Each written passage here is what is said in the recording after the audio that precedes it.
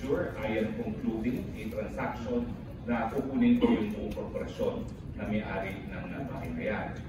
Now, pero ang ina-emphasize ko po, regardless of the ownership, that is a contract of lease, which is duly notarized and which I will submit before this honorable body, which means ang possession po dyan is in the hands of Ms. Wan Yu, who is a legal resident of the Philippines with an alien certificate of registration and in possession of a 9G working visa.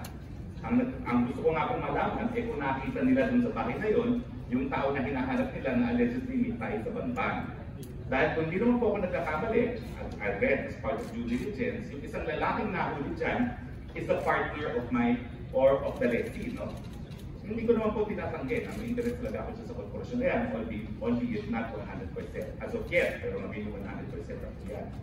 Now, yun nga po, yung lalaki, alam ko, is the partner of Wan Yun, and alam niyo po, hanggang ngayon, meron akong katiwala doon. Kasi nga po, nais ko masigurado na yung lessee will only use the premises for residential purposes.